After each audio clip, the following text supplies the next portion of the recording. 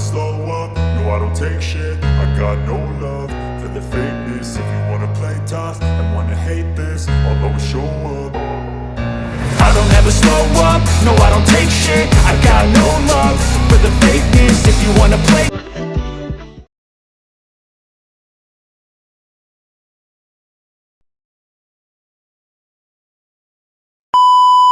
Magandang araw. Kami po ay nagmula sa Baitang Siam at narito po kami upang mag-interview para sa edukasyon sa pagpapakatao ng aming PETA. Handa ka na ba, Kylie? Oo naman, handang-handa na. Maaari po ba namin kayong interviewin, sir? Ay, ako, pwede naman. Hindi po. Pwede po ba namin malaman ang inyong pangalan? Ako nga pala si Ricardo Victoria. Ano pang tanong? Ilang taon na po kayo? Sa ngayon, ako ay 61 years old. Ano po ang inyong trabaho? Trabaho ko ay marami. Sabi ng mga kaibigan ko, Jack of all trades, master of nothing. Pero, ang unang pinasok ko ay talent sa television, pelikula. Yun ang unang kinuhanan ko ng budget para sa aking pamilya. Nag-drive din ako sa Manila. Tapos nag-abroad. Tapos construction ang aking trabaho. Master carpentry, welder, electrician. Sabi nga na iba, higit pa sa lahat, artista pa.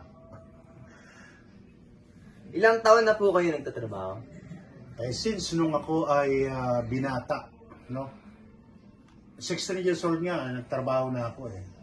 Pero siyempre, mas gusto ko yung mag-aral pa uli. Ipagpatuloy yung pag-aaral para nahirapan ako nung pumasok ako sa construction. Kaya tinuloy ko yung aking pag-aaral. Bakit niyo po kailangan magtrabaho? O siyempre, para mabuhay, kahit naman walang pamilya, siyempre kailangan mo rin panggastos, kailangan mo rin yung mag-support sa pamilya mo, magbigay sa mga kapatid.